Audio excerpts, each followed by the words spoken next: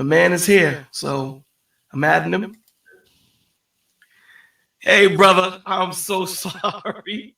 No, you're okay. I was over here not knowing what the hell I'm doing to myself. All right, man. I don't think I've really done it from this end. I have, but I haven't. Okay. All right. So this is a first for both of us. That's right. All right. First off, I'd like to thank you for coming up on the show. Thank you for, taking the time to share your time with us over here at Bolo TV. No problem, brother. And let me say this. My actions was never to start a channel until I saw you and seeing what you were putting in. Well, once we heard you, you had to start one. That's all I can say. Once we heard you, the people were asking, that was before anything. So everybody was asking, what is this brother's channel? Definitely. So I made this interview, or I asked you for this interview, because I think that there's a lot of misconception that's wrapped around your mind. And we gonna kick it like two old school cats that knew each other for years. You know what I'm saying? We're gonna talk shit, we're gonna talk truth, we're gonna joke about it, and we're gonna have some fun. But I want people to know the man. I want people to know you, who you are. So we do things a little bit different here, because I know when people interview you, they ask you, who is Tommy? What I'm going to ask you is, what would you like? What is something that the people out there don't know about you? What? All right. Let's see. What is something that people wouldn't know about me? Now don't put no crazy shit out there that they're gonna make videos about. Right after you. I want to give you something that people may not know. So, let's see.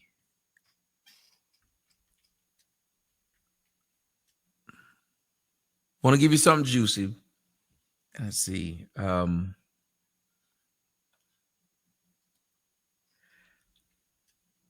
I'm afraid of heights. I'm afraid of death.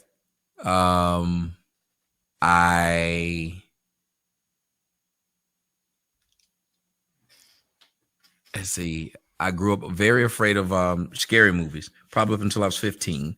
I was a virgin up in a physical virgin. I had gotten head in the 8th grade, but I was a physical virgin until I was 15 and a half. Let's see. All right. I have eczema that doesn't affect me in my hands. It doesn't affect me in my legs. It's actually my inner thighs. So it's ugly whenever it breaks out, because then I'm up here. I can't really scratch it because it's like I got something. So, but it's just in my inner thighs. So okay. I sit up there. All right. Okay. So here's something else. Tell us something memorable about your childhood, both negative and positive, starting with positive first. Positive about my childhood. It felt like, since everybody was broke, it felt like there was a bunch of camaraderie amongst the people. So to me, it was a beautiful thing, because even though it was a bunch of crap that went on, I can think of the good parts out of the bad situation.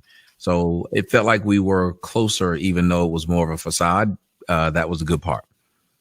Okay. The bad part is realizing it was a facade, and realizing how broke you were, and realizing how family was just something that you would say. But I noticed that we didn't protect children or each other. Wow. Okay. All right. Okay. What's up, right? Shit, man. I thought you was going to you fucked me up with that one, man. No, we didn't. I remember there was so many of my friends that either died, I found out as they got older, were raped. They were into drug before they should have been. Like, just what we thought. And I don't know if you grew up in a situation like that. As a kid, you didn't think it was shit wrong. Right. Because it was normalcy. That's all you saw. Yep. All right. I watched your documentary. That's nothing new. Knowing that you grew up without a father, what effect did it have on your childhood? What effect? I know I'm sure you had friends that had fathers. So what was the dynamic between, your home and theirs? I had white friends that had fathers as I grew up. The only person I knew that had kind of a father was two of my cousins. One of them's name was Ricky Smith. The other one was my cousin Linwood. Linwood, my uncle, died when we were both 10, I think. And literally, it's like Aaron Hernandez. As soon as he died, so did the order in the house. And now my cousin is serving life in prison right now. Wow. My other cousin, he was close to his father. His father was a good father. His father was Ricky Smith Sr. But the problem was, for some odd reason, Ricky went another way, and he died at the age of 20 in police custody. Everybody else had no fathers. So the first time I really saw fathers outside of those two people was when I got to a white high school, and all of the white kids had their fathers. But I noticed that they had structure and they had balance. And I noticed that I didn't. And to this day, I still don't, because what habit is. My habit became an unstructured environment. And it doesn't mean that having a father brings structure, because I say something and then I must correct it. I didn't grow up technically without a male figure, just without my father, because I had a male in the house. The problem is that male in the house was he wanted my mom, that he didn't want the family that came with my mom. And that you find that out a lot with women that have children. They think about, themselves and what they want, opposed to what the family should have. Damn. All right, man, let's get off the doom and gloom shit, because you can say what you want. I mean, sometimes it's cathartic for me, because I never get a chance to really do it. Right. So I don't mind. But see, the one thing I said to you that when we have spoken offline, and I think I've said this to you online, that even though you speak of your weakness and you speak about how weak you are, in your weakness, you show your strength, because you still get on to still teach your community. You still get on to still be that bullseye. So talk about that. Why do you do what you do, brother? As I said earlier, cathartic. I think in a way, sometimes we put ourselves on the cross, and maybe I feel like if I do this, maybe I'll make up for some of the sins in which I've done in my life. Honestly, maybe it's my way of trying to get into heaven. The scriptures do say that, the more good you do, you blot away your sins. There's sins you do blot away. So that's definitely something inherently, and something, you have a conscience. And that's what I think that we lack in our community. A conscience, knowing right from wrong, knowing that you are doing something wrong. And I think that something like that is taught to us as children. I mean, I think we know inherently what's right and wrong, but to actually navigate through life knowing right from wrong, I think you learn that from your parents and what you see in your home. What do you think about that? I think you do. I think you do, one, what's called you're taught, and then what happens is you grow and you characterize those things and you turn them into who you are. So a lot of the base of what you get from right and wrong is from your parents, it's from your environment, it's from all those around you. And then you grow up and you start to decide which of those you want to keep and which ones you want to take away, throw away. What we do is, my grandmother used to say, we re-raise ourselves when we get to a certain age. And what we'll start to do with those right and wrongs is justify the decisions that we've made based upon the rights and wrongs that we were taught. Because we realize that as children, we start to realize that the adults who push us and tell us what right and wrong is, they rarely follow those same right and wrongs. So we learn how to be hypocrites. Damn. Listen, some of the shit we say when we're talking is sometimes, it takes you back. So I know you used to work for IBM. Mm-hmm. What made you decide to leave a comfortable paying job to start your channels and to take the position that you take? Well, before I started the channels, I had started my own. I had started to create my own companies as well, and then we would flip them and sell them. Okay. So it's a not a complicated thing. It's you create a market space and you scare the bigger company, and the bigger company will either work with you or buy you. And if you're smart, you can just keep flipping companies like that. Create the company, create the market space. The bigger company says, we'll just buy you. So we don't have to deal with you. And it's a good way to make money. So that's what me and my friends had did for a while. And then at that point, I had like a certain amount of money. And I said, well, I want to try something. And I wanted to try going back to what I had did in school, which was broadcasting. And so I did a little broadcasting in school. I enjoyed it. So I wanted to try and take my hand into it because I didn't even think it was a real thing that you could be. I had did everything else in school but this, but it was something I did my freshman year and I really enjoyed it. So I said, when I got out of school, I worked for WSB Radio here. And it was one of the first jobs I had before I got into my real job, and I enjoyed it. So I wanted to try it again. I felt like I knew the business enough, and I felt like I had something I needed to say, and I had enough money to be able to do it. So I did it. Okay. So what made you, did you know, let me ask you, did you know that you would get this much flack from your own people when you started on this journey? No. As a matter of fact, I didn't think it would get big. I just thought I would be able to reach a certain amount of people who needed reaching. My biggest thought was, I know how difficult it is for people to go and get counseling and to speak to a psychologist. Most people, even if they wanted to, they couldn't afford it. So my idea was I knew my background. I knew what it was I did. So instead of trying to charge people and hit people over the head and try to work my business angle that way, how about just bring it to the people, and then the people who hear it will be like, oh, you're so good. And then we will come and let you do it. It's worth it. They would see me do it live, and then they would say it was worth it. So that was it. It was like, I want to have my own practice, and the radio will allow me to do it. So in doing that, when you seen that there was a void that needed to be filled in our community, what made you, or what was that pivotal point when it evolved into me doing news? Because I was first addressing one thing, and then I started looking at the news. And I was like, this is stupid ass shit. And so, seriously, that's what I did.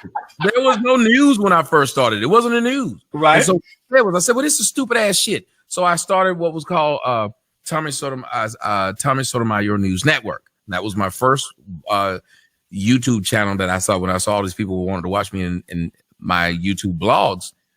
I said, well, I must put up news because news is stupid. Like, it's a lot of dumb shit that black people are doing. So I just started doing the news.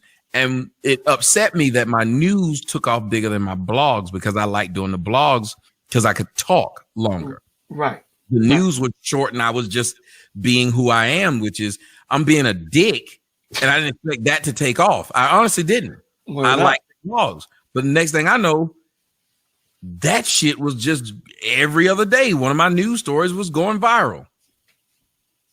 And it was back because of the way I was saying it. so when did you realize, because I do agree, and I get the same flack that you get. When did you realize that you said, damn, you know what? There's a common denominator in all of these issues, and the issues are the women. Oh, I knew that before I started. That's why I started. I knew that before I started. Break it down.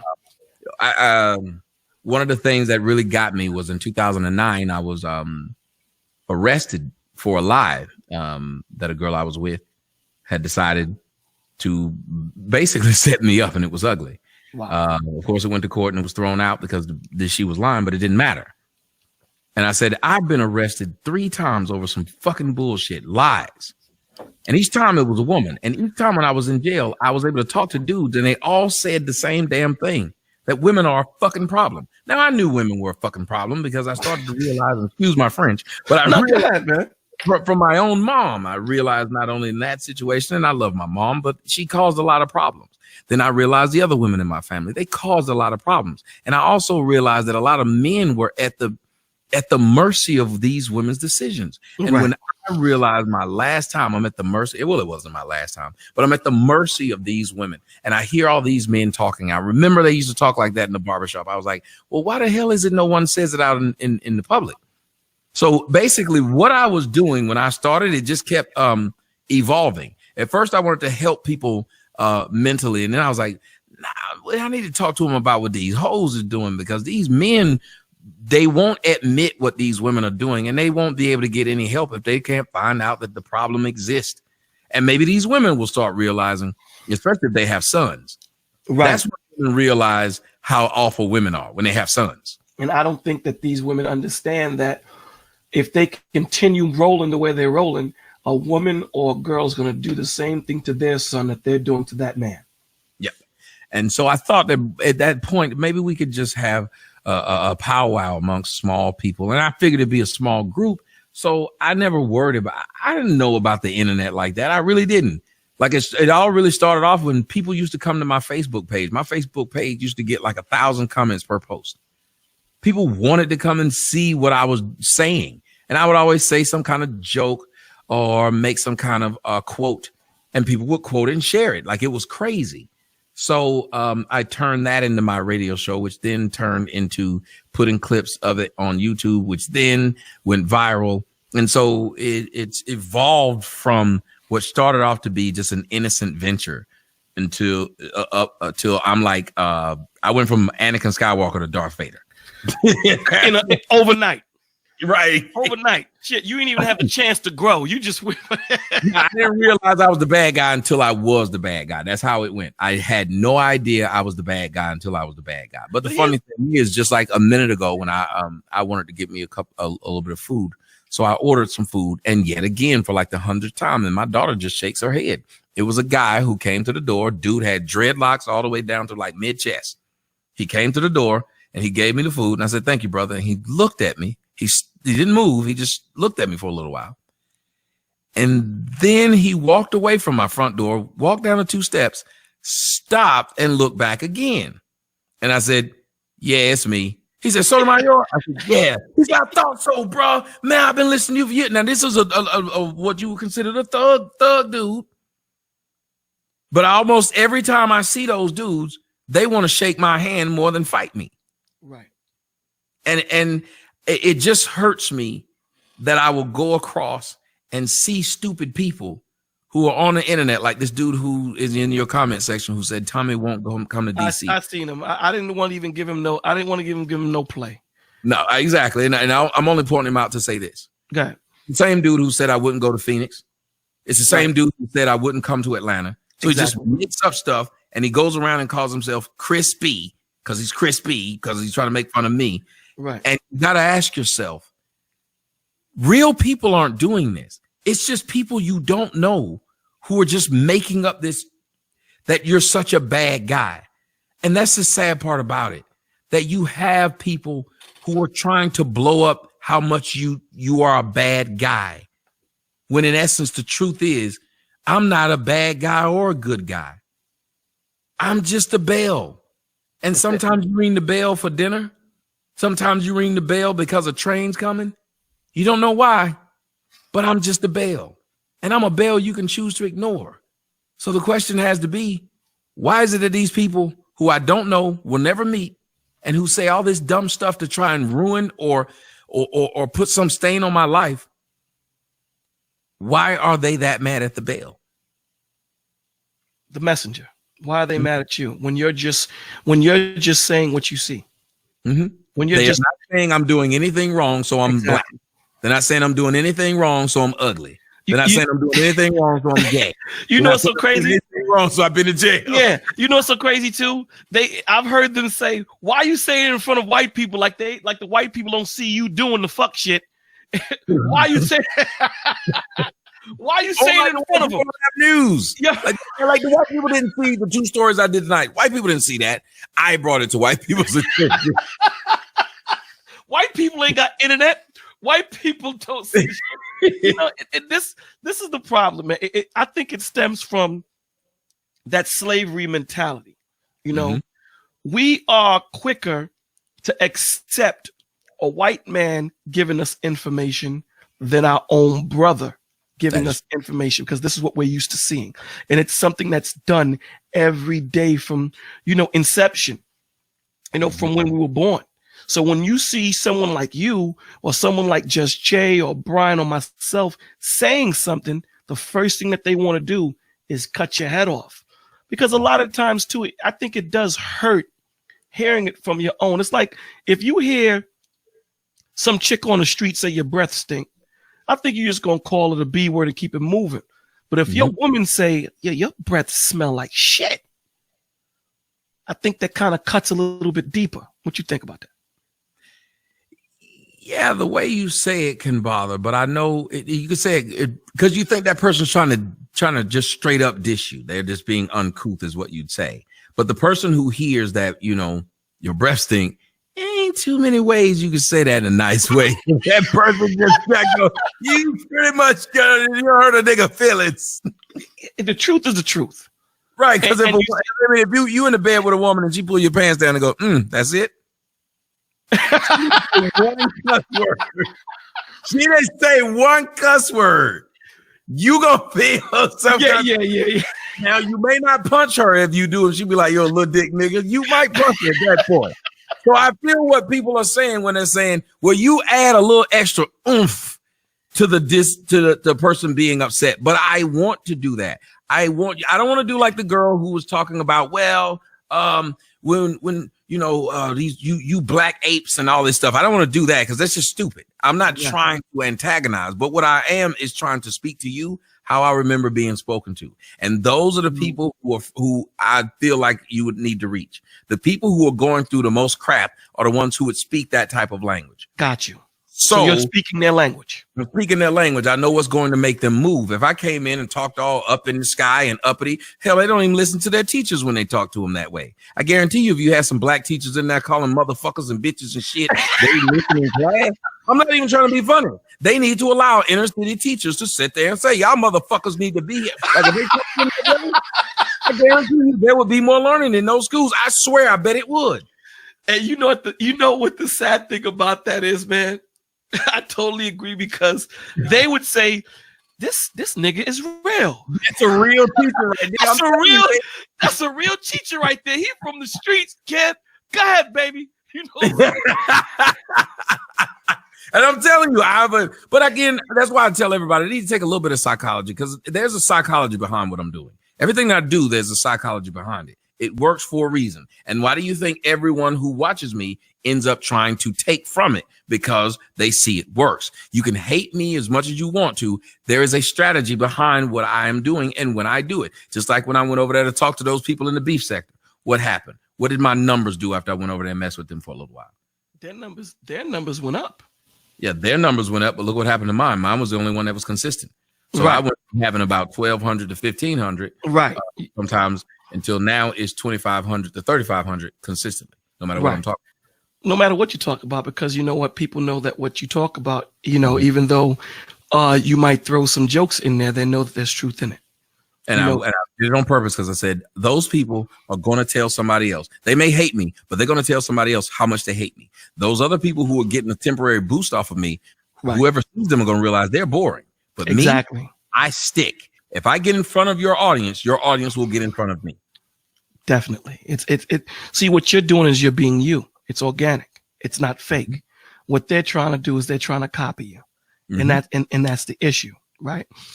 Yep. Let me ask you, despite all the ups and downs and your channels being pulled down and all the verbal abuse and all the attacks on your family, how do you muster up the strength to go on? Well, they say when you're going through hell, keep going. Maybe I'm like that Kobe pilot where I feel like I can't turn around, and maybe this is going to be my Icarus moment, and I'm just going to fly too high. I don't like when you talk like that, man. I don't like when you talk like that, brother. I just try my best to be as honest as possible, because when you ask what's driving me, I think some of it is I don't know how to turn around. I don't know how to say stop. And that's why I believe this is something not of my own doing, but there's somebody else pushing and pulling the strings. Because there've been plenty of times that I didn't want to do this. It wasn't working. Go do something else.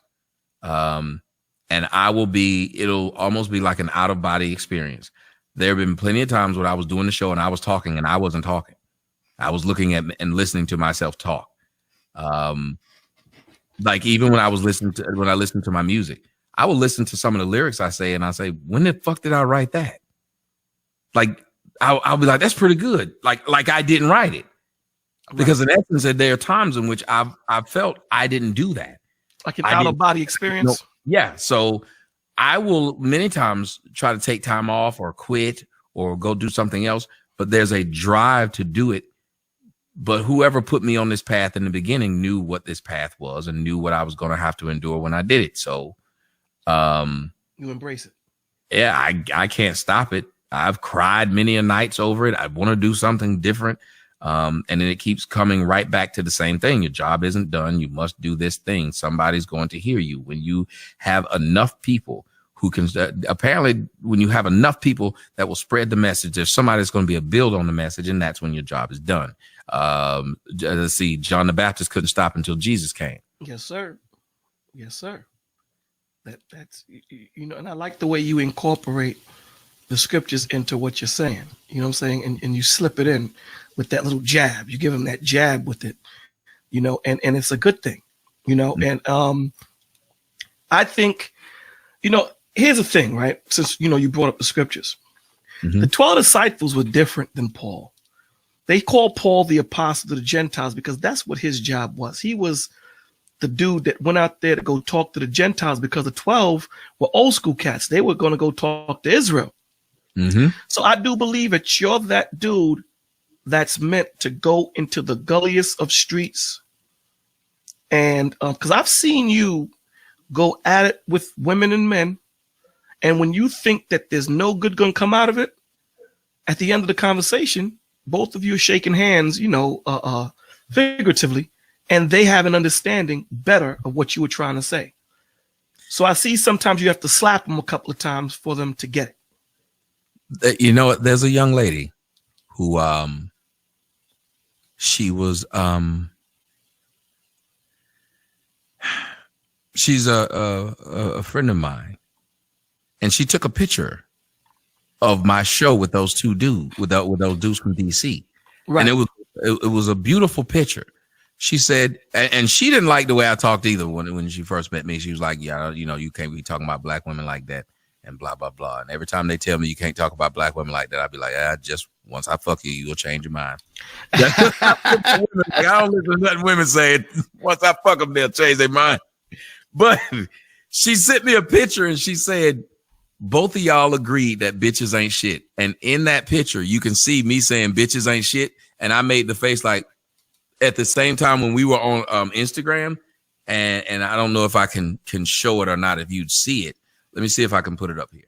But okay, she posted it and we made the exact same face when I talked about how these bitches ain't shit and how they do shit.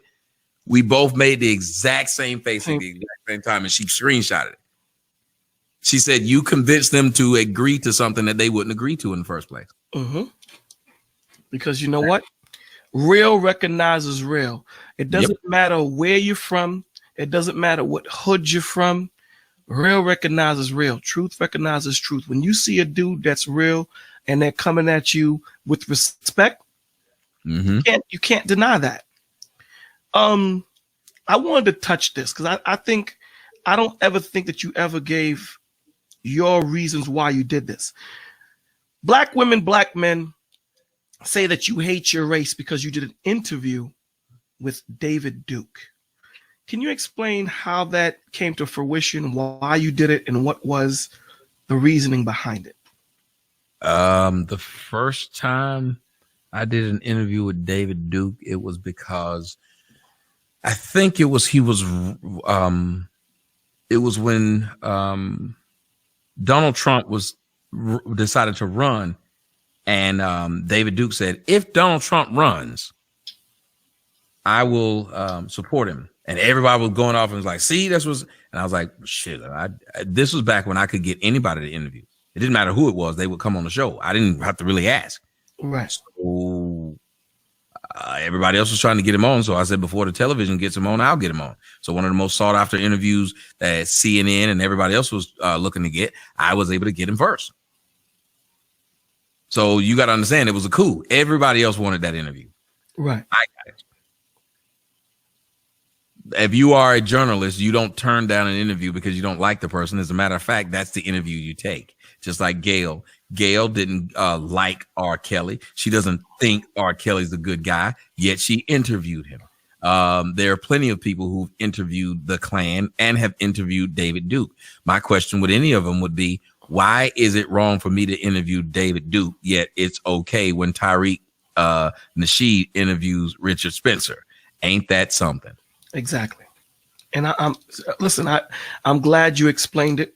I'm glad, I don't think that anyone has ever given, because I hear people say, he don't like black people. He interviewed David Duke. I don't understand how you correlate it. What was the everyone? But if I don't like, wait a minute, they say I don't like black people. Right. Who do I interview? Black people. Black people. it's listen, man, there's no rhyme or reason to nonsense. It's just said. And they think, and the sadness with it is, the more and more you say lies in this society, the more and more they think that it's truth. Yep. And what's really sad is the people who are telling a lie, they start to believe it. Yes, sir. Of course. I've heard it. Believe me. So let me ask you this. We're both men of God, truth, logic. How do you feel? Well, how do you gain the strength and the tenacity when you're speaking to people that are not people of truth, logic, and understanding? When you're trying to explain things to them and it just doesn't seem, because I've seen you actually get frustrated when you're trying to explain it to somebody and you continuously try to explain it. Explain why you do that.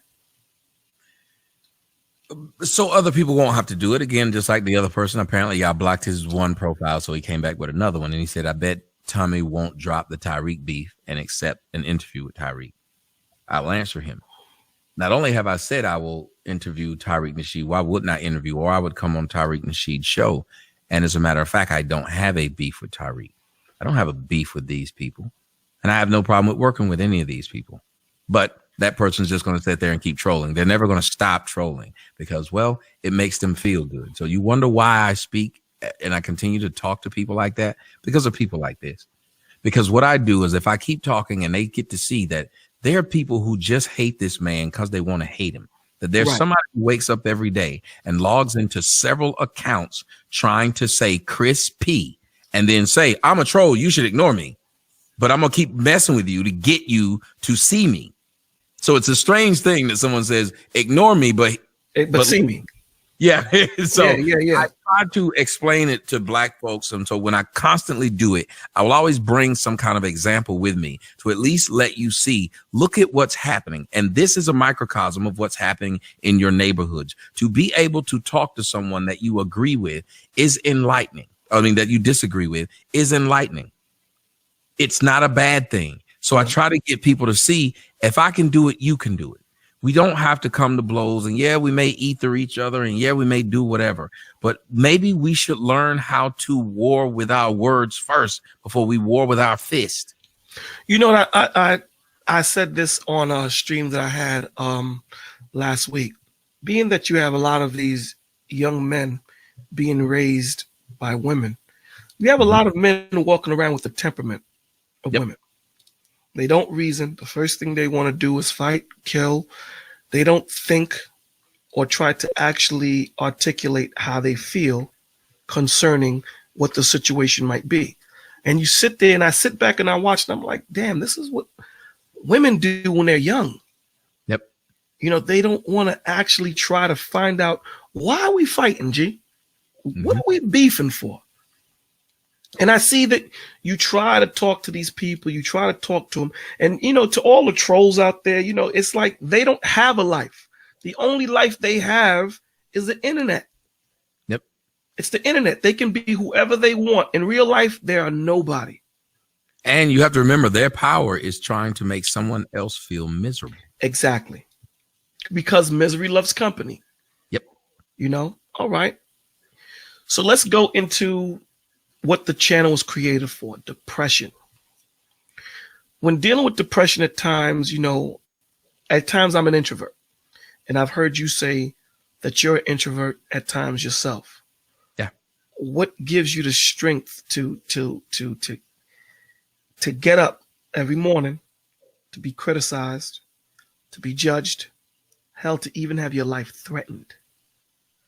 What gives you that strength, man? What motivates you? I know you said that, you know, you answered a form of that question, but in depression, you know, you have to be able to muster up that shit, because you said you cried. I do too.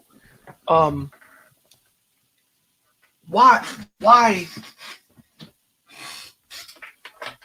do you continue to talk to these people who you know are going to continuously not listen, continuously not want to build, but try to destroy? Because I have another part to this question, so I want you to answer that first.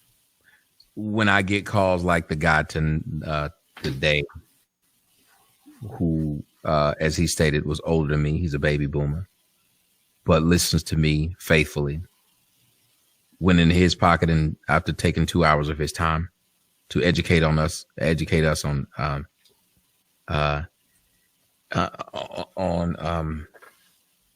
aeronomics.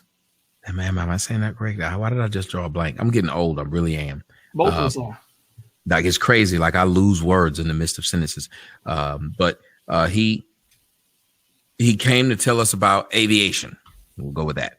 And then he turned around and took money out of his own pocket. So when I'm dealing with trolls and then I see the people will give a crap enough about me that one night they'll send me $5,000. That's crazy. You don't have people who know you who will do that. Right. So I stop that and I say, there's some people who you're really touching. And my whole life has been, I get a joy out of making others happy. So if I can have people who say, man, you got me through my depression, to me, it's worth me going through my depression to get them through their depression. So I get my happiness, which isn't a good thing, but my happiness derives from other people's happiness, because I technically don't know how to make myself happy. And I don't believe that I'll ever be happy like that. So one of the things that makes me happy is to make others happy. Well, let me say this, kind of like being the sacrificial lamb. Yeah. And here's another thing that I really wanted to say on this after you answered that question. For a person that, you know, for people out there that say that this man does not love his race, you know, he talks only about his race. He talks to people that threaten his life. He talks to people that threaten his daughters. He talks to people that dox him. So if that isn't love, I don't know what love is.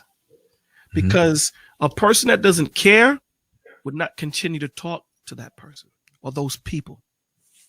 Yeah, I keep telling people the opposite of love isn't hate. The opposite of love is indifference. Exactly. So even the people who troll me, they can't say they technically hate me, because they wouldn't spend that kind of time on an individual they don't know. And they definitely wouldn't want to know my thoughts on every damn thing. Tommy, why didn't you do this? Tommy, what happened to your son? Tommy, what happened to your other kids? Tommy, why didn't you buy that house? Tommy, why didn't you so-and-so? You wouldn't spend that kind of time on me if you hated me. You'd go do something that you love. But the truth is, you do still love me, because if you didn't, you'd be indifferent to me. Well, how about what I thought? How about this? Maybe they just don't know how to show love, because love wasn't shown to them. Yeah. So the only way they can show you love is by trolling. It's like that man that thinks beating his woman is the right thing to do, because that's what he's seen his father do and his father before him do. Yep. So until we start to do something different and be different, like you say, once you know what the problem, you become a solution. Where do you think we should start? I know where do you think, as black men, black women, where do we start to get this right? You got to start at home. Everybody, no matter what it is that I say, you got to start at home. I can't do anything but raise the child that I have access to the best of my ability and send her out into the world and hope she attracts someone whose parent felt the same way about them. We can't do everything, but we can do something. And if everybody just looked at it that way and say, hey, I can't do everything, but I can do something. And you start at home. When you start at home, what happens is you build a home, and then you move and you build a neighborhood. You build a neighborhood, you build a community. You build from small to big. So that's the only way that we can change this. We have a big ass ship and a small ass rudder. But we still can maneuver that thing, especially if we have what's called foresight. Foresight will start us to make us say, even if we can't fix all those crazy ass people, we can create our own Zion within the midst of this, the midst of this confusion. And we can grow from there and make sure that we don't mix and intermingle with them. Remember, the Jews in the United States are only, what, 2% of the people? Yes, sir. But how much power do they have? All of it. And what is the main thing that they try not to do with other races? Mingle. There you go. You know, so, I mean, listen, sometimes the truth is so apparent that people just don't want to see what the truth is. They just want to continue living their miserable life because, again, like you say, and it's harder to be that change. It's harder to say, I'm not going to do that. You know, earlier this evening, I heard you talking about, as long as you have peers, you're going to have peer pressure. You know, speak on that for a second. Well, as long as you have people you look up to, people you think their attention matters, people you think their opinion matters, you're going to be swayed or pushed in a way in which you're going to have to either fight against the human nature of either go along to get along or be different and an outcast. The majority of human beings do not want to be different and outcast. So they want to go along to get along. That type of pressure is ever present amongst human beings, and it is rarely overcomable by the normal, regular, everyday human being. We all have fallen victim to what someone says we need. Exactly. I bought their Nikes where I didn't need them and didn't wear them and didn't think that they were that damn comfortable, but bought them because it looked good at the club and the girls are gonna like it. Whatever it is you're trying to do. So that's what I meant when I said it. It is ever present, and it doesn't matter how old you are. And what we need to start doing is accepting it instead of listening to somebody who said, I ain't never fell victim to peer pressure. I'm too old for that. So we always make these statements. That's why we have in the black community people saying, I'm grown. They believe that if you reach an age, you no longer will have certain problems. That's not true. And until we can start being honest with each other about our failures, about our doubts, about our fears, because fear isn't a bad thing. Fear lets you know you're alive. And fear lets you know you value your life. Yeah. Fear teaches you respect. Yep. Fear shows you where your weaknesses are so that you can make them strong. You know, fear is something that we need in our life to understand what the next step of evolution is. You're totally correct on that. We need it. We definitely need it. This is why Bolo TV, this is why, you know, I created the channel, that I felt that, you know, Just Jay was covering, you know, he's doing a phenomenal job covering the children and, you know, what's going on over there.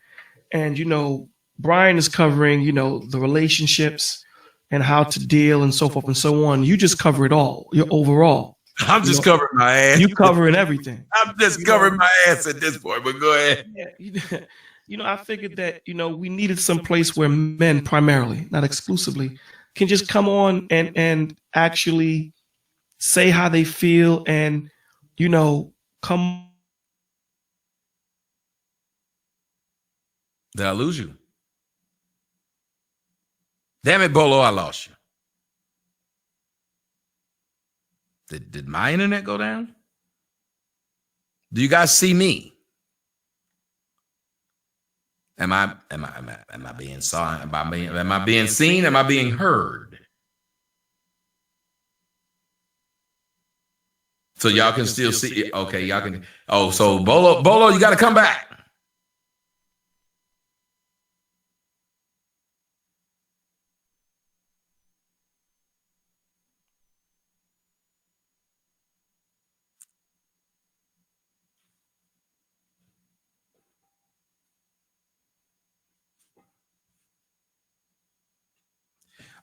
I don't know what we're doing right now, but ladies and gentlemen, I'd like to thank everybody for joining us over here. If you are not a dumbass like that one guy who's been wanting my attention for years, talking about some I'm a troll. I don't even understand the logic of that, you dumb son of a bitch. I'm a troll. So why does my presence bother you? I'm just here to make my presence bother you. So why does my presence bother you? You gotta be an idiot to sit around and think like that, you dumb son of a bitch. But that being said, you dumb son of a bitch, you like my attention, don't you? It make you feel good to get me to say something about you. You get up every day just to think about some dumb motherfucker living in his mama's basement right now saying, I'm going to say shit to Tommy and see if I can get him to not say something to me back. So what do you like my personal, I don't know, what is he like my personal Tommy get right person? Well, I don't get what he's saying when he's trying to make sure. He's saying, I'm going to make all these accounts in hopes that you ignore me. So he's like my conscience? Like, I don't get it. This is why do you mention the bad stuff and not the good stuff? Why do you keep asking me questions when I tell you I don't want to talk to you or see you? Why do you keep creating profiles to try and talk to me? Why? That should be the question you ask yourself, buddy. Why do you want to talk to a man that you think is a bad guy? Why do you want to live your life as what you call a troll? Because the good thing about white trolls is they don't sit around doing really stupid shit like this. A white troll will at least do something and it has some type of humor in it. Your shit is just stupid. And you just keep doing it. And well, then you claim you're giving me content. Okay. Why would you want to give another individual content where they get paid from it and you don't? Tommy, can you hear me? I can hear you, bro. Yeah, my shit just went down, man. I'm sorry about that. My shit just went down. That's okay. That's what happens when you flush.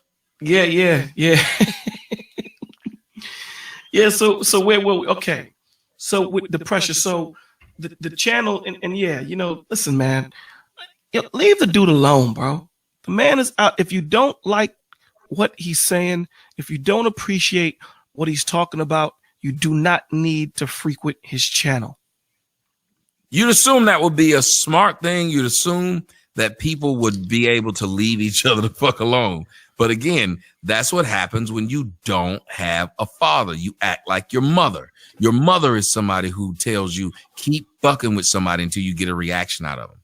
There's nothing about a man who says, keep fucking with someone until you get a reaction with them. And then when they get that reaction, they blame you for it. Yep. So like I was saying, that's why the channel was created. The channel was created for those men to come out here. And the reason why I put the avatar is because Crew of Buckets has presented a show like no other during carnival season. Bros, legendary. This motherfucker just go ahead. The devil is alive, brother. They're I think they feel safer when there's not a face and their real name, so they can say what's really on their mind and really try to get help. So that's why I created the channel. It took a long time because I know that you and I were talking and it took a long time for me to get it. But the only reason why it took a minute for me to do it is I respect your professionalism so much that I said that if I can't at least be up to par, I got to be at a fraction of that. Mm-hmm. And that's why it took me this long to actually get the channel up. So I like to thank you for, for your patience And someone wanted me to ask you, what is your religious affiliation? Don't have one. I grew up several things. Grew up Catholic, then we were Pentecostal, then we were Baptist. We've been hell. I think my mom was with a Muslim at once, but I don't think we actually practiced it. He did. I took to Christianity with like my mom, and she became a pastor, and I took to it. It was what I knew. It was what I was comfortable with. And then I decided to study as I went to college, dealing with a lot of issues. So I decided to immerse myself really deep. I think my second year into it, because I wanted to be a different person. I did a lot of things my first year that I wasn't proud of. So I immersed myself in it. I wanted to know more about it. I wanted to know where my soul was and if I could direct it to a good place instead of the bad place it was at. And then I started seeing contradictions. That became a problem the more I studied.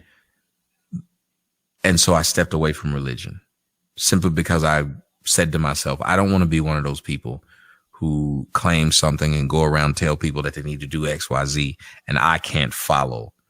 I'm not trying to. And I understand that every man falls short, but I think there's a complete difference. And I think God sees it differently than there's a difference between you're trying to do well and you fail and you know you're going to fuck this hooker tonight. Like while I'm at church, I'm swiping right on everybody half naked. I don't even hear what the people saying. And I'm amen at the end. And I'm thinking about squirting in somebody's face at 6:35 tonight. Like I said, I'm not going to be that guy. It's the same reason why I don't think I'm not getting married if I'm not ready to stop cheating, or if I'm not going to marry somebody that's going to let me do it.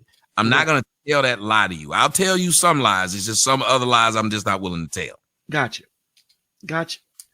You know, and I think that's, you know, I think people fall into religion because they like to be led.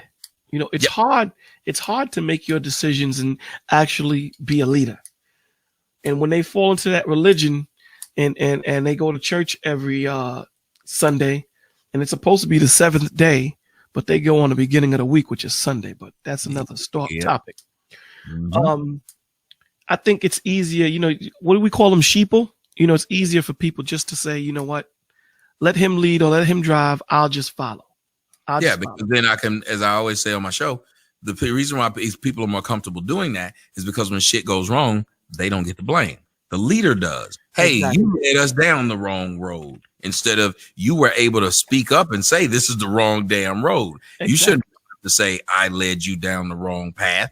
You know right from wrong too. That's why I said, even with the helicopter thing, why not know how to fly this thing even when you're a passenger? Shit, you paid for it. Yep. Shit, if I buy it, I want to learn how to drive it. There you go. Another question. Not having a father in your life, and I know this is going to be an asinine question, I'm asking anyway. How has that affected you in you being a father towards your two daughters? Again, like I said, I didn't have my father, but I did have men in the house. Just weren't good. I think in a way, Alex is a beneficiary of things I did wrong earlier in life. Even that's sad though. It's kind of like being, it's kind of like watching your father have another family and be really good with that family, but he sucked with you. I mean, you're glad that he learned, but he skipped out on you. And I just look at Alex as Alex is a beneficiary of some fucked up shit that happened to me in my life. She got the me that was introspective, and that, but maybe I got the her, because I still believe that God sent me this little girl for a reason, to change me, to focus me, because she did. So I guess I knew what I didn't want to be, which sometimes is the greatest. Again, that fear is the greatest motivator. I don't want to be looked at in a bad way by her. Right. So that fear of, I don't want her to think of me as I think of my father. So I guess that was the driving force. The fear of, I don't want to be that guy. I don't want to be walking around and she goes around and say, fuck him. You know what I'm saying? Where your dad? That motherfucker is over there. And, like, I don't want to be that cat. I don't want to be a source of pain and embarrassment. Right. And a lot of times you'll end up being a source of pain and embarrassment. And let me tell you, so many of us blacks, our fathers are a source of pain and embarrassment, which I realize that's what the trolls and other people are trying to do to me. That's why they bring up I've been to jail. That's why they bring up all this other stuff, because they're trying to get my child to be embarrassed of me. That's why they troll my child. They know what that's like, and they want to push that on my kid. They want my kid to not love me. They want my kid to be embarrassed of me. You know, you just fucked me up with that one, right? You just did. You just did.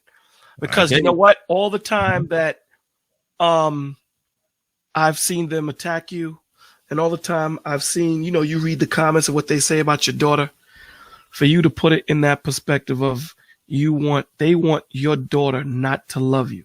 Because ultimately that's what it boils down to be ashamed and not to love you. Because you have to remember, most of us who haven't been loved, it almost hurts us to see someone else being loved. Yep, it does. I know it's difficult. Sometimes even me loving my own child, I sit and start thinking about, well, why didn't I get what I'm given? Right. And that's a selfish ass thought. It is. It is. So if I think it about my own situation, what do you think they think when they see me putting all of my energy into this little girl? Well, what about your other little girl? What about your son? What about your nephew? They will say anything in the world to take my focus off of the love that I have with this kid, including trying to destroy the love that I have with this kid. So you want them to sit up there and say, well, because of you, Tommy, in the videos you make, you got people coming at your kid. Then that same person will then make a profile about my kid. Right. Oh my God, man. It's like, there is no rest for the weary here, Tommy. Mm-hmm. There is none, you know, and, you know, when you decide to embark on this journey that, you know, you're on, that Just Jay is on, that relationship rehab, myself, when you get on this journey, it's a lonely journey. You know, it's very lonely. Another question off topic. When are you going to start the Voltron network up, man? I'm putting you on the spot today. Well, see, I shut it down and changed it over. That's what Back in Action is, because I was like, you know, I depended upon some people, thought I was going to give them something, and they didn't take advantage of it. So I took advantage of it myself. And that's where it is right now. I took a channel in which I'd given to other people. And the next thing I know, it is now the fastest moving one that I have. Do you ever plan on creating another channel? I don't know. I fall out with people too much, or they fall out with me. It's like I end up losing too much. Like I sit there right now and I have that Patreon and I have money in it and I can't touch it. Why is that? Because it was under Chastity created it for me, because they kept flagging me put up a Patreon. So she created it for me, but it's still under her phone number. So when I tried to log into it, it said it was sending a message to that number. And okay. I can't log into it. Only she can. Wow. Mm-hmm. So I'm tired of, you can't do shit like that, because you trust people with something and then it goes left. I enjoy working with people, but apparently my job, my lot in life is to work alone. Hell, Jesus worked with people and they turned him in. only one of them. I know, but I'm saying the other one. The other one, I don't know this nigga. I don't know him. You know what? This is what this. you making this argument hard, man. I Look, I mean, it's fun to be around people, but when they put you on the cross, you're going by yourself. Of course, I do believe that, and I think that let me say I know that the Spirit is tried by the Spirit. You know when you have a real G next to you. You know this. Even if you're gonna have issues between you two, you know that person would never take it to this level. I think that, and I've told you this before, I think that, you don't need to do it by yourself, man. I know you think you need to. Oh, I would like to not do it by myself. Right. The problem is, it's very difficult for me to pick. It's difficult for me to pick a damn gardener, much less somebody to work with. Like, it just is. So I know my shortcomings, and my biggest shortcoming is I trust typically the wrong people. And whenever you're dealing with something that brings money, no matter how good of a friend you are, that usually steps in the middle of it. It causes these problems. Dame Dash and Jay-Z were really good friends. Money will cause you a problem. And these people who jump on here, many of the people I run into, they're trying to use YouTube immediately to start paying some of the bills that they got. Right. And they are trying to be my friend because they think that I'm a quick fix for them. Exactly. But however, I think when you're looking at the foundation and the catalyst of why Jay-Z and Dame Dash got together, they got together to make money. So if that's your motivation, to make money. Everybody who deals with me, that's their motivation. From the girls who sleep with me, who hang around me, seriously, they see, and I understand it. They just see, hey, I can get something out of this.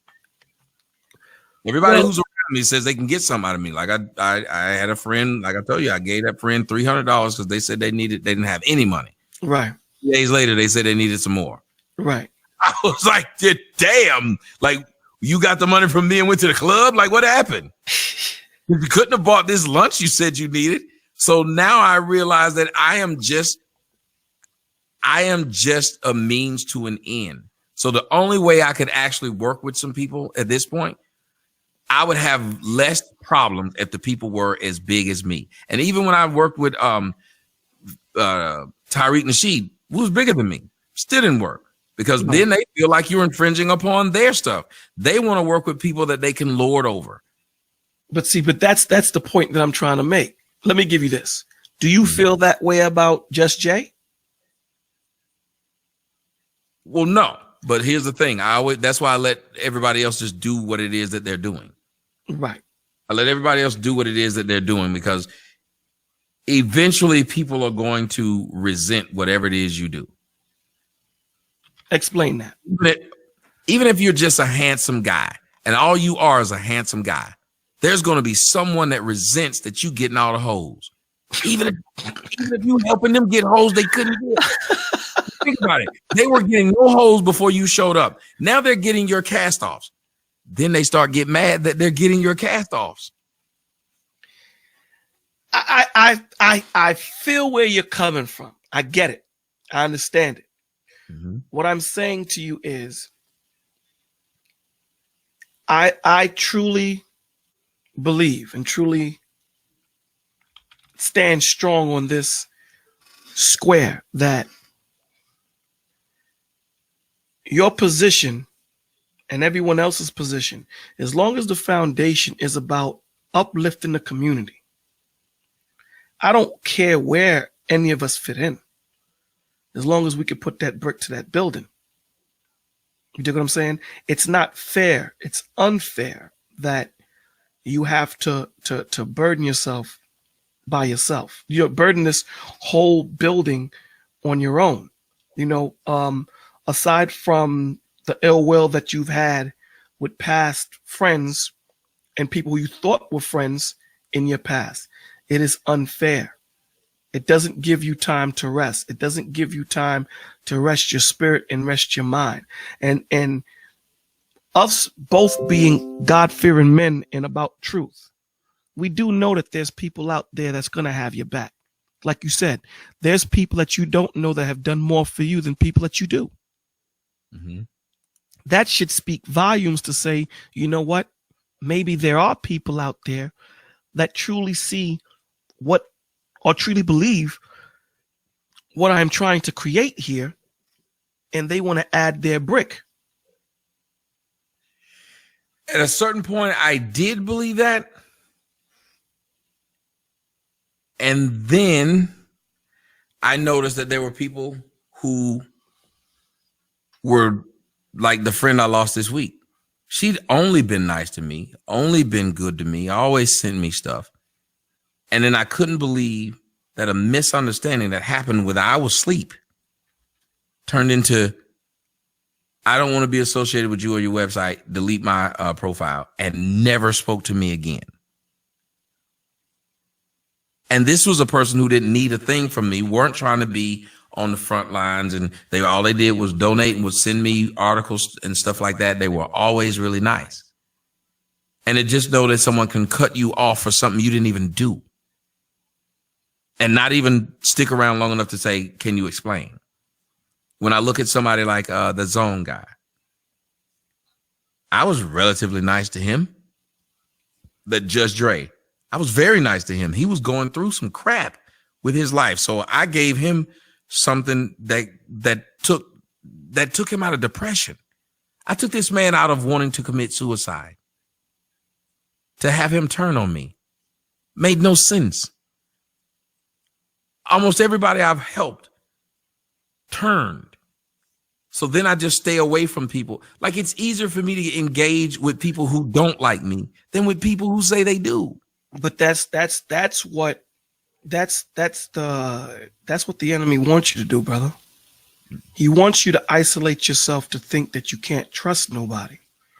You know, what's the difference between, remember when you reached out to me and I said to you that, my son's friend committed suicide.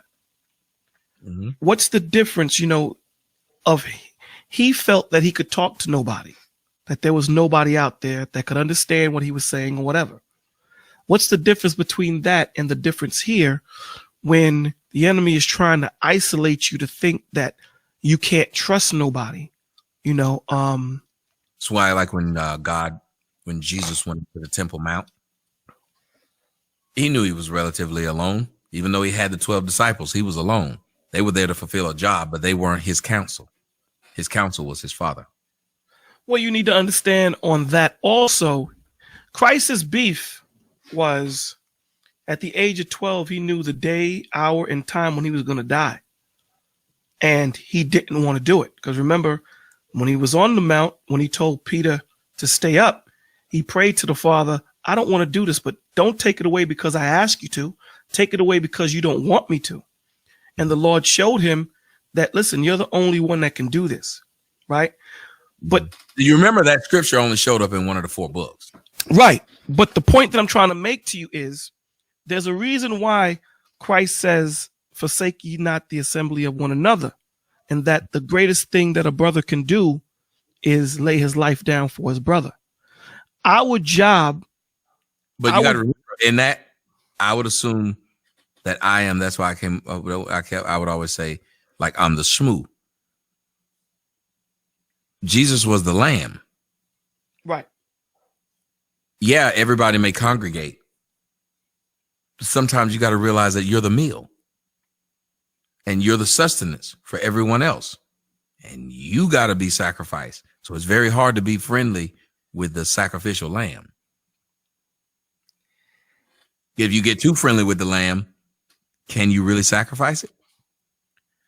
You don't want to. Of course not. There you go.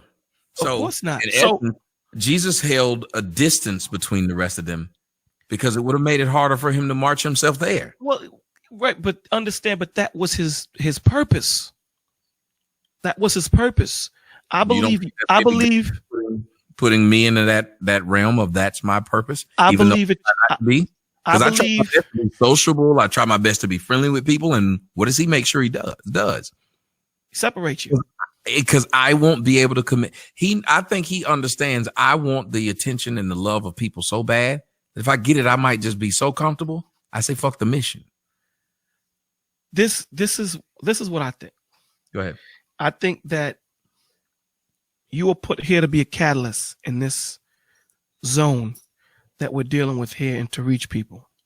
I think that the Lord had you sacrifice your livelihood, your family's safety, your safety to get this platform out. I truly know, and this is not something I'm saying I believe, I truly know that the Lord wouldn't have you be out there by yourself. He doesn't want man to be by himself, man. He doesn't want you to be by yourself. But here's where we mess up. We have to be more deliberate and more spiritual and more precise and concise in the people that we pick to be in our lives. I think that's where the mistakes come in. That we think that this person might be good for me, but we didn't put them through the hurdles and the ringer that they need to go through because they were saying the right things.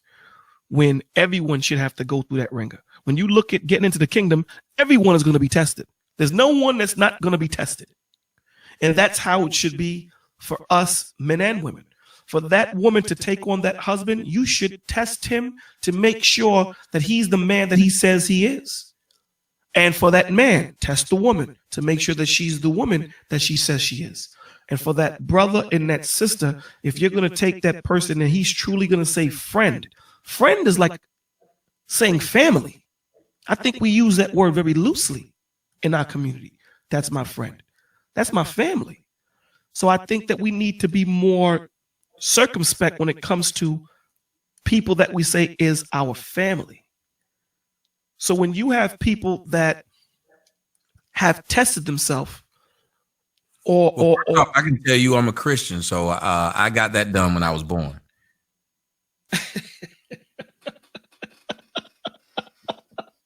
No extra skin over here, bro. So I mean, you don't have to worry about me being more circumcised. Right? There's no skin over here neither.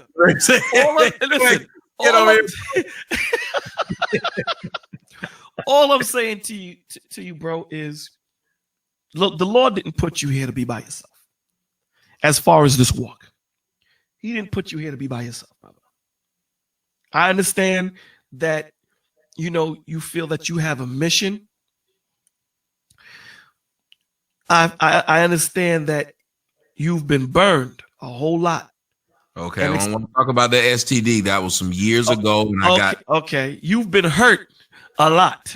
Okay, cool. You know what I'm saying? I understand that you've been hurt a lot, but as introverts,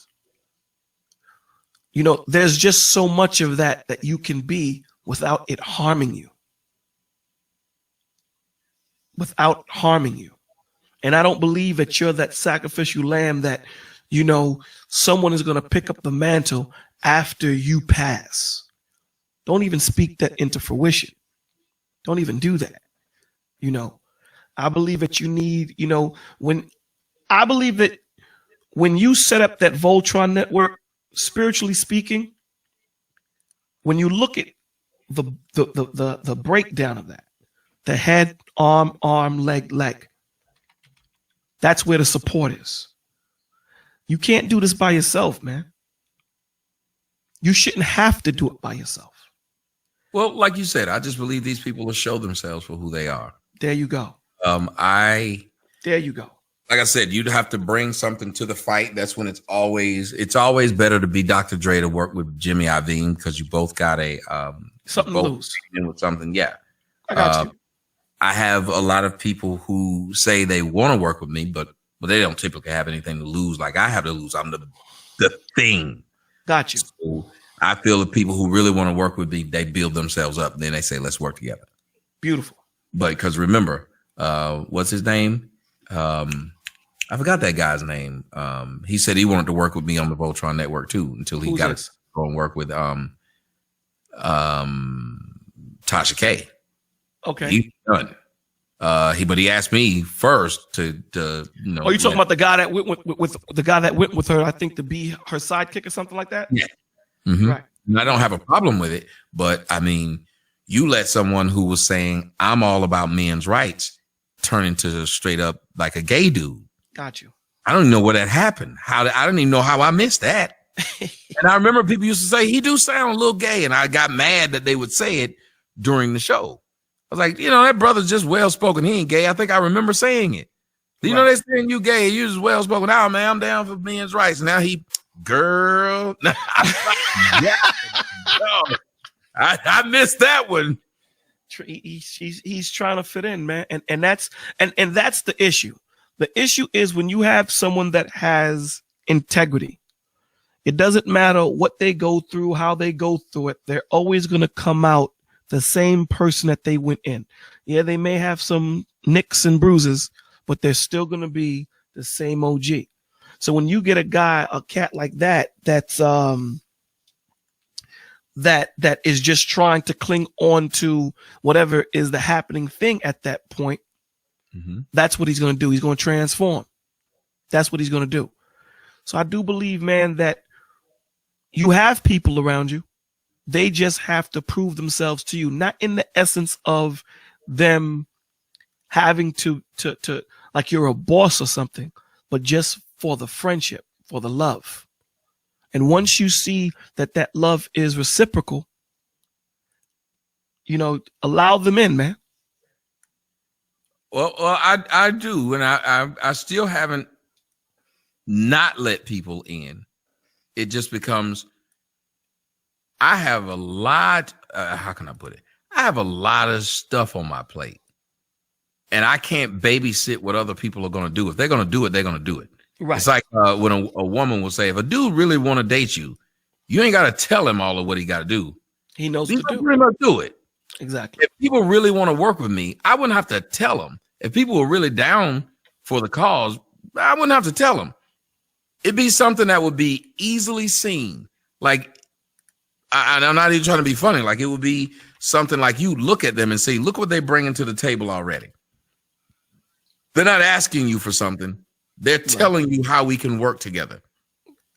Beautiful. Man, I agree. It's like my cousin. The one thing I know about Tony is Tony needs nothing from me. That's why I love Tony. Tony is never, matter of fact, I would need more from him before he needs anything from me. Right. He's probably the person I trust more than anybody else, because even if we stop talking tomorrow, I lose nothing, because he's never going to need me for anything other than the camaraderie. And that's rare. That's amazingly rare. It is. But it's out there. As rare as it might be, it is out there. Mm-hmm. That's just the point. I think my biggest help in camaraderie in this is going to be more people on the off camera than people on camera. Like Oprah's biggest benefactors weren't people who were trying to be on air with like she was. You're going to clash. Your biggest benefactors would probably be if you're trying to be the on-air personality, the other person's trying to be a network guy. Right. The other person's trying to be a camera guy. Yes. So when you got a bunch of people who, even if y'all work together, y'all just work together and it help. Nobody's stepping on each other's toes. Right. Because they do this on purpose. As soon as somebody comes around me, the people who dislike me will go fuck with them, and they'll tell them, you're funnier than Tommy. Tommy should push you more. Tommy doesn't push you. Tommy doesn't so. They'll always say stuff like that to try to get that person to be like, yeah, there is some beef that doesn't exist, because that person's trying to grow what they're doing. And once somebody get a little touch of this fame of they have a comment section and a certain amount of people watching them, then they start to resent the person, because that person says, well, would nobody know about you if it wasn't for the comment? Exactly. Yeah. Exactly. And so then they want to say, I want to prove that I don't need him. And they try to do that by, like in Rocky 4, when Rocky taught Tommy Gunn, not 4 or 5. Yeah. He taught Tommy Gunn. He was the biggest supporter of Tommy Gunn. But all they kept on saying is, you Rocky's boy. You are in Rocky's shadow. So he but you know what they saw in Tommy Gunn? They saw that kink in his chainmail. Mm-hmm. That's what it was. If Rocky Gunn, see, they could have never came at Rocky's trainer, because Rocky's trainer was, I forget his name. He was 100% solid. The brother-in-law was weak. Mm-hmm. Most males, though. Remember, same thing happened in The Godfather. Fredo wanted to be the next. Yes, so he started making little deals when he went out to Vegas, including getting his brother set up, because he just wanted his own piece of the pie. Most men want their own piece of the pie. If they do, even if they love you, they're gonna. My own brother tried to do it to me. Try to take my piece of the pie. But you see what you said? The word I think that's paramount in that statement you said is most, not all. Most. And I'm sure you learned from your brother doing what he did to you, stabbing you in the back. I'm sure you learned from it.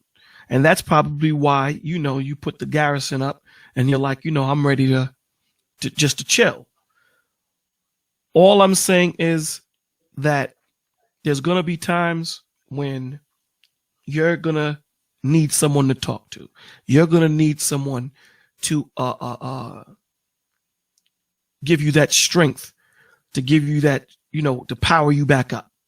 Well, I trust that, but the person will also not mind being that. I feel what you're saying. Exactly. That's all I'm saying. Like I look at somebody like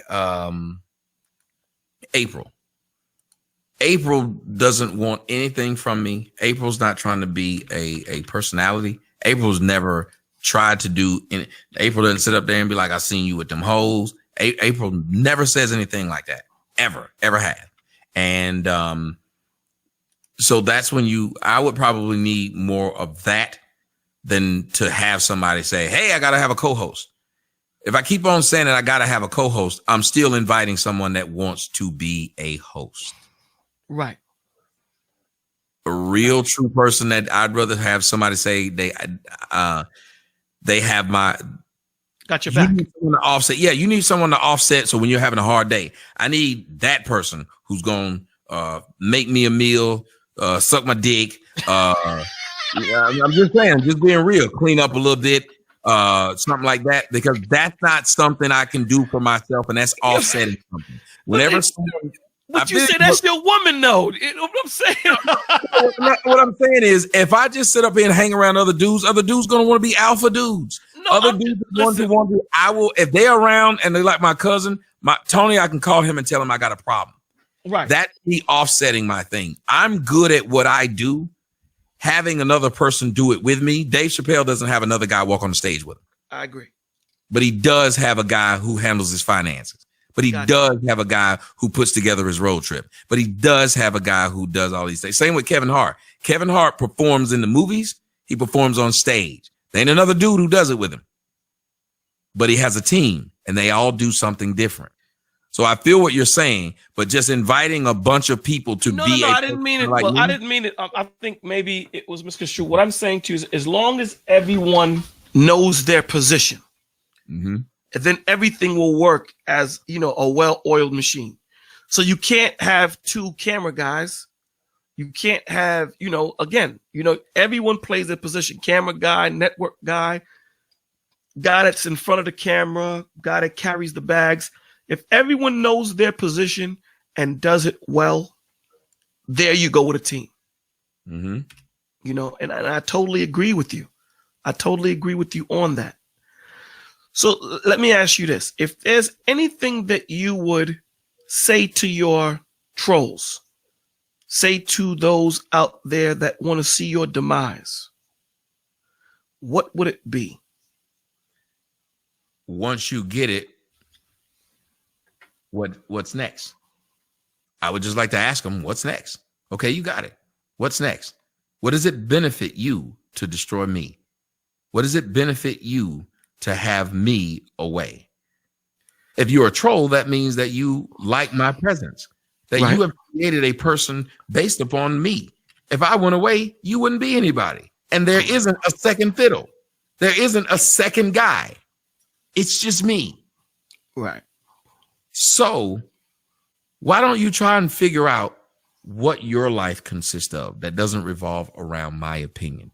Because regardless of if I hate black women and I hate black folks, I'm one guy. I don't think you could have said it any better. Mm-hmm. I don't think you could have said any better. Tommy, I'd like to thank you for taking time out of your schedule. This was fun, bro. Hey, listen, brother. When are we gonna do the Bible facts or fiction? You tell me. Once I've done this and I enjoyed that, I'm because you had me stay on here longer than I thought I would be. And it was because you did such a good job of putting me in position to have to be able to explain myself. I don't understand why the other people who dislike me don't do the same thing. Okay. Would you like to do it on Tuesdays? Tuesday evenings? Yes, we can do it on Tuesday, but that will be fine. Okay, so Tuesday evening it is. Everybody, this was Tommy Sotomayor, Getting to Know the Man. I held his foot to the fire. I asked him about all the questions that people wanted to know.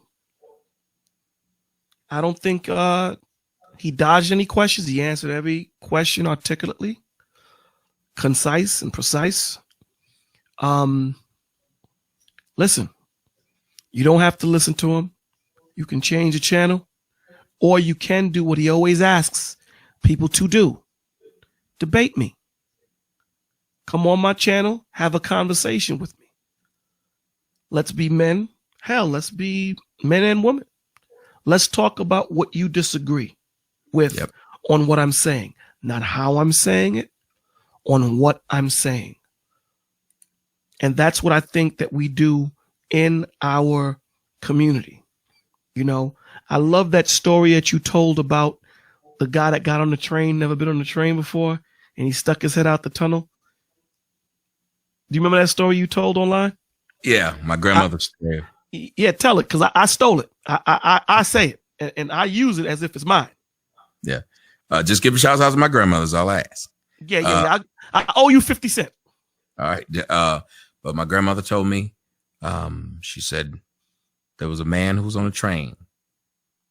And while he was on that train, he was a black man, and he was so excited. It was his first time being on a train. And he sticks his head out the window, and he's just enjoying the scenery.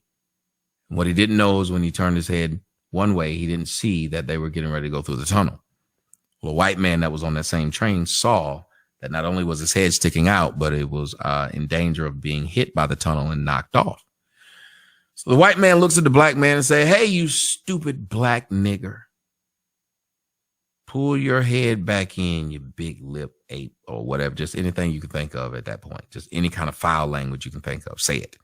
And then he said, "Before you get your head knocked off." Well, the black guy looked back while his head was still out the window and said to the man, "You don't talk to me like..." He lost his head. My grandmother said if he was smart, he would have simply stuck his head back in the window and then went and said whatever he needed to say to the man. But first and foremost, what was paramount was him saving his head. And the problem is, us as black people lose our heads because someone offended something as simple as our emotional state. Someone offended us, said something against black people, we love to say this word, which is, you don't disrespect me. But even in the process of someone disrespecting you, they can still be right and they can still save your life. Mm-hmm. So pay attention to the words that matter, not the words that offend. That's the most important. If you take anything from the show that this man does, from the show that Brian does, from the show that DJ Just Jay do, or the show that I do, it's always about not being reactionary. listening to the situation, hearing the situation. Doesn't mean you ain't going to choke somebody. Just know why you're choking them. Just sit down and articulate. Have a conversation with your brother. Have a conversation with your son. Have a conversation with your family. That's what we don't do in our community, is speak to each other. We talk at each other. Stop threatening each other. Let's love each other. I find it kind of hypocritical how these people that attack you talk about you're bad for the community, but yet I don't see them ever do videos on drug dealers, on pimps, on police officers that brutalize our people. I don't see them ever do videos that way, but they're quick to come at you and not address the topic that you're talking about. They only address how you say it. We have to go ahead. I'm sorry. Go ahead. Because it's easier to attack me. It's easier because in a way it makes more sense. In a way, what they're doing is protecting themselves. Because if you let one person go out and do the right thing, then the next question is, why didn't you do the right thing? Mm-hmm. You're that person that's, you're the conscience. And they figure that if they can stop you, you're stopping them from getting that chick and getting the ass. You're the guy that's going to come there and tell that chick she's worth more. Mm-hmm. And that's what we need more of. We need more of. And like I said, brother, I'm always going to support you because what you're doing is God's work. I've told you that from day one. I truly believe it. You are necessary. You are necessary. So, I'm always going to support you. I'm always going to support anything and everything that's going to be positive to uplift our people. And sometimes it means showing that ugly mirror that we are. It's just a necessary evil that we have to have ourselves torn apart. And you have to understand too, before there's peace, there's always war. So before you get to that point where you're happy with yourself, you're going to have to be unhappy with yourself because of the things that you do, the things that you are, the things that you're trying to be. It's hard trying to do right. It's hard, but yet you still muster up the strength. Like you say, I'm going to say it to you. I'm going to leave you with the last word. I would just ask people to understand life is going to test us all. Don't look at somebody else's life and think that they got it better than you. They got it different than you. They don't have it better. And those who attack you are attacking you either out of ignorance or out of jealousy. Because if it was out of concern, if it was out of care, they would chastise you. And in that chastisement, they would educate you, which would allow you to grow. So just remember that when you're talking to, or people are talking to you. If there's no room to grow in their chastisement, then they're just there to bring you down. Nothing about it is to build you up. Even pruning is done to help the tree grow, but they don't cut out the root. Beautifully said. Tommy, Mr. Sotomayor, thank you for coming on the show. Thank you for taking your time. And you don't understand how much I love you for this, brother. Thank you, brother, man. Love you back, man. This was actually, I like being on this end. So I guess the next time I'll see you on Tuesday. Have you watched some of my shows? I actually did. I like the way that you put them together, and I like where you're going. I try to stay in the background of other people's stuff because I don't like showing up and then they saying that I'm showing. So I'll show up on the niggas that hate me. I'll show up in there. It's easy for me to do. Like somebody said, well, why do you show up on their stuff? It's because I'm over here to cause problems. I'm over here to cause problems because my presence apparently causes problems. So I just show up. But is there anything that you think? And I don't know if you want to have this conversation now or offline. It's up to you. That you think we can have it on the back end. You know what I mean? Okay, cool. Oh yeah. Like my man, he got all the numbers, right? Yeah, we can have it on the back end. Yes, no, we'll have it on the back end. So again, man, my thanks. I play the hell out of your trailer as if it's mine. I play the hell out of it. So, so thank you again, man. Thank you for all that you do, and my prayers to you and your family, brother. Well, thank you, brother. And I'm gonna turn in to what I don't know, but I'm about to go turn in. All right, brother. Thank you. Thank you so much. That was Tommy Sotomayor. Getting to know the man. So what do we say after this interview? The man speaks the truth. He may not say it the way you want to hear it,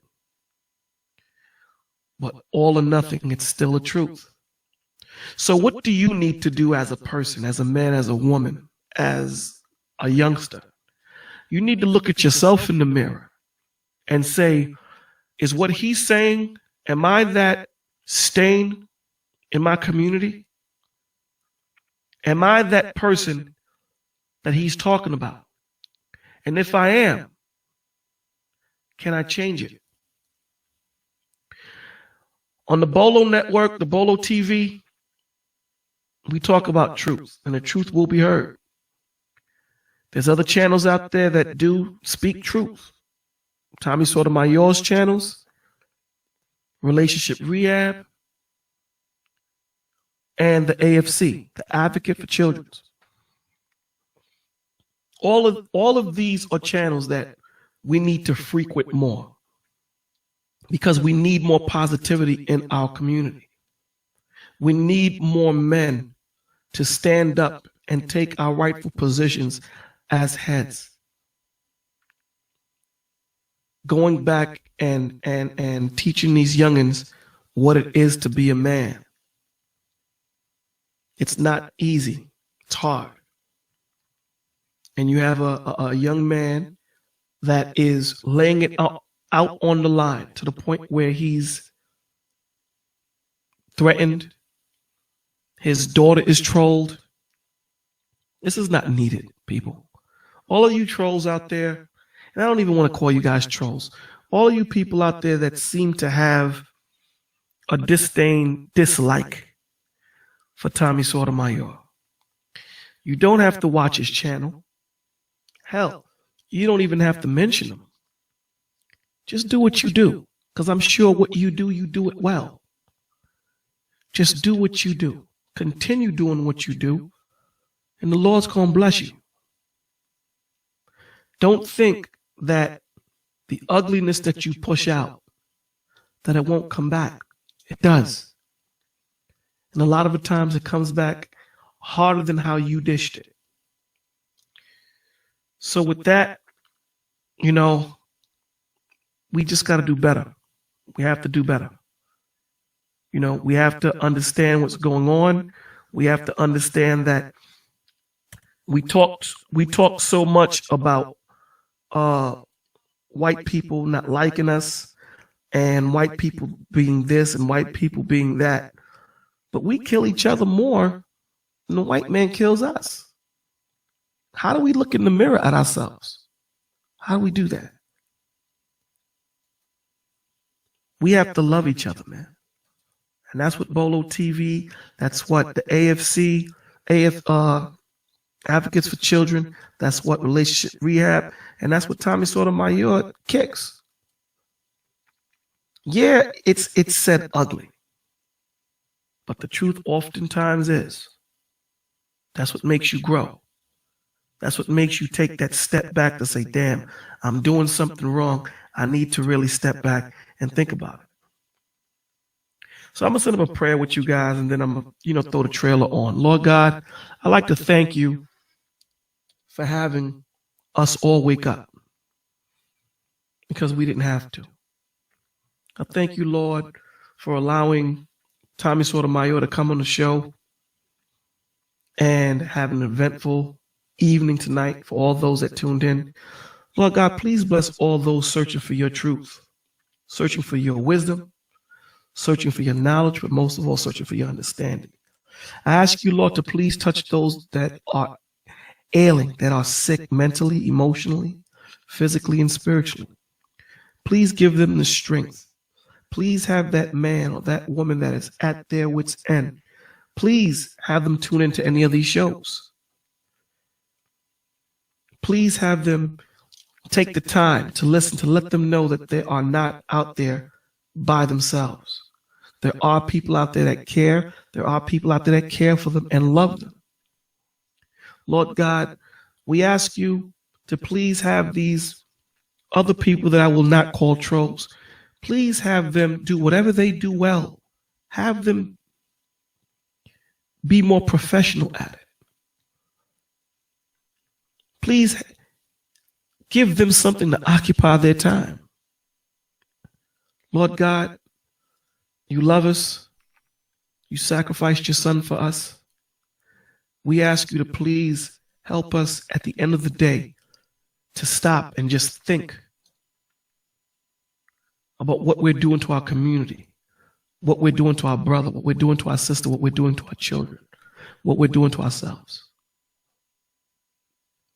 Lord God, I ask you this humbly, with all humility. I ask you, please, protect us as we go home, protect our families, protect our loved ones. In Jesus' name we pray. Amen.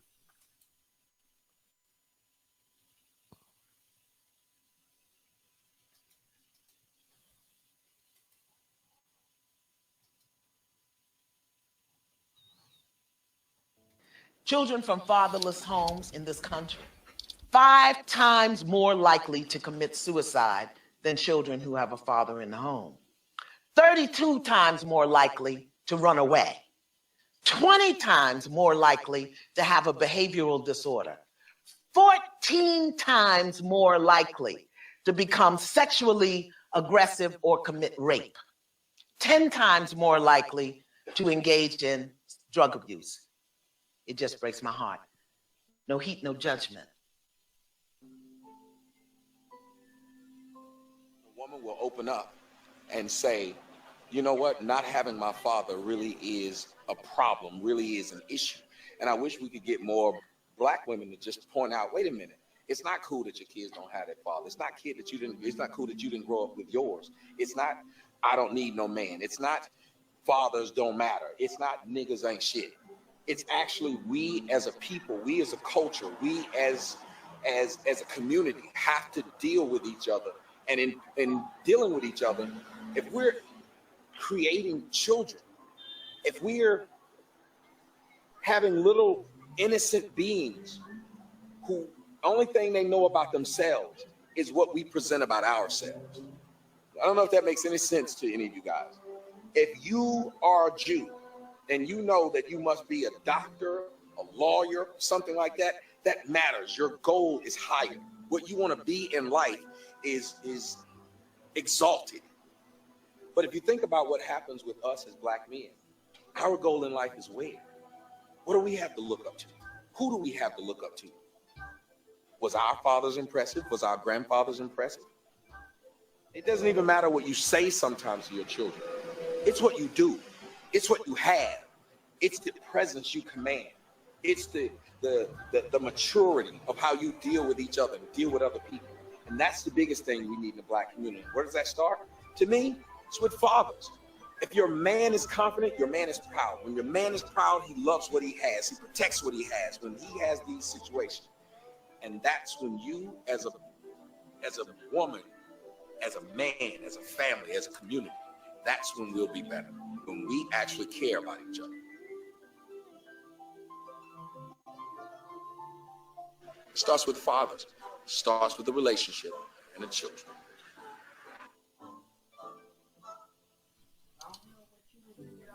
Shh. You better come back on. Cute white kid. Mm. Mm.